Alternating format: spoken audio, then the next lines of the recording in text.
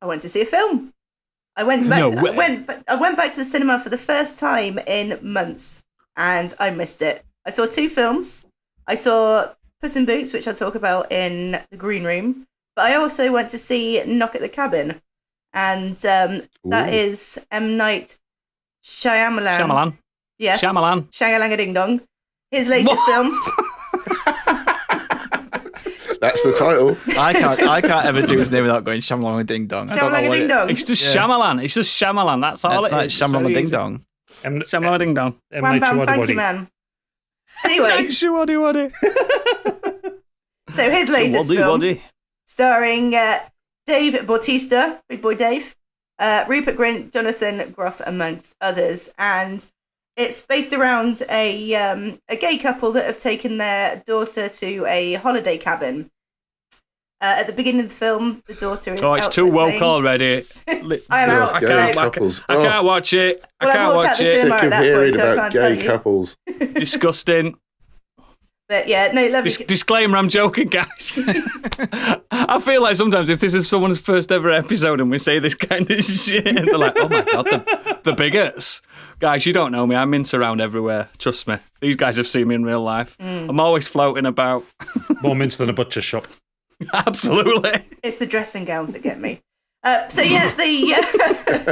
daughter is approached early in the film by David Bautista's character, who tells her that it's important that she and her parents let him and his friends, who are soon to join him, in an apparent home invasion.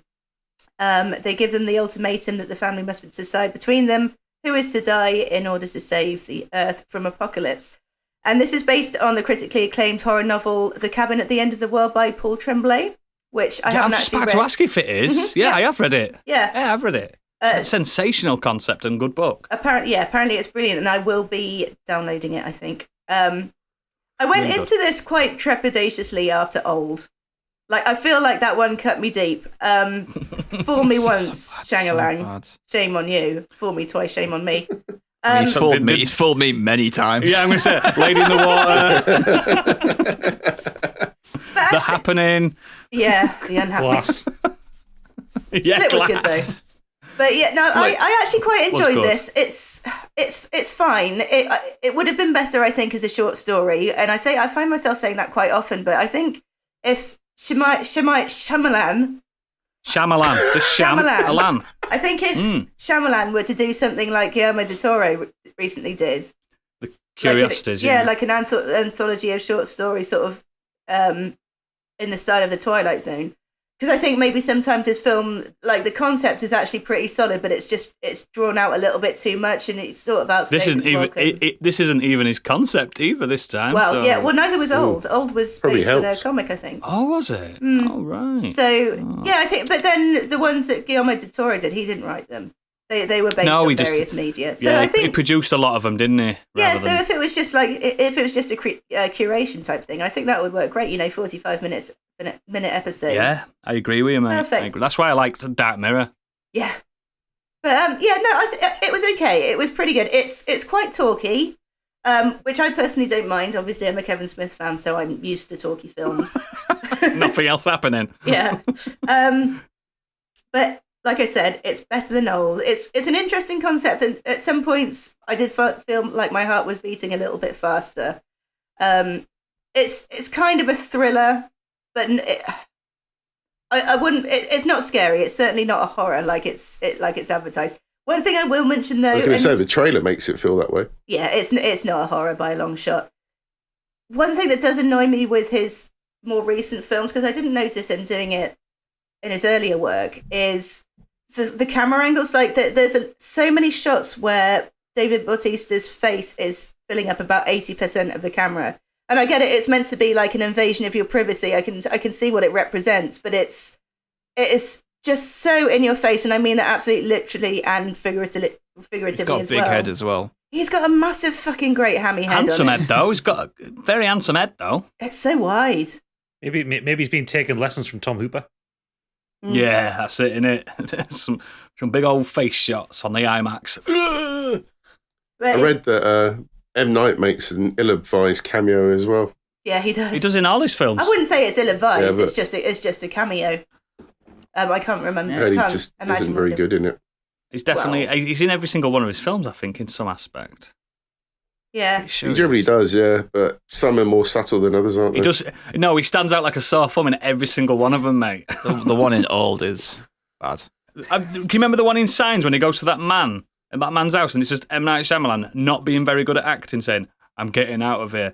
The aliens are coming." Doesn't he stick himself in as an actual character in Lady in the Water? Like he's in quite a lot of the film. Yes. Yeah. Oh, dear. Fucking Lady in the Water. What a pile of shite that was. Oh, yeah, it's bad. I'm sensing more misses than hits from Shyamalan. Oh, yeah. 3 good films. No, 4 good films, I'd say. In his. Sixth No, Sense, 3. Sixth Sense, Unbreakable, and Split. Split was Signs. good. No, Signs, Split Sense, Sixth Sense, and Unbreakable. Sixth Sense and The Village. No, Unbreakable's the Village. best one. Unbreakable's really I like good, The actually. Village. 4. Unbreakable's excellent.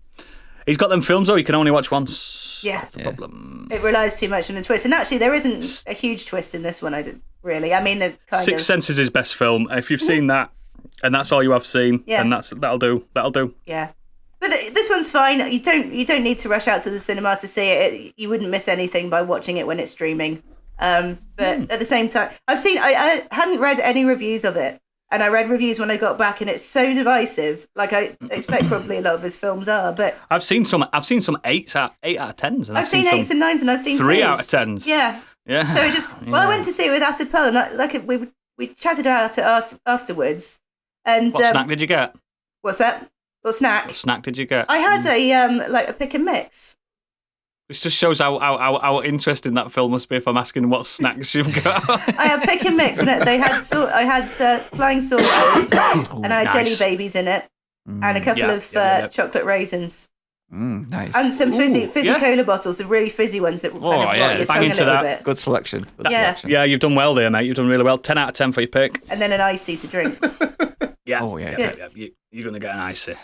And then you didn't sleep that night because you had a sugar high. Nope.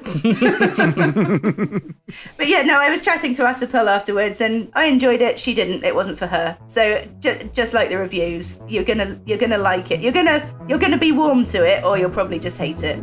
But I That can't film see that absolutely many people screams. loving it. It screams Netflix Saturday afternoon. Oh, guaranteed. Yes, absolutely.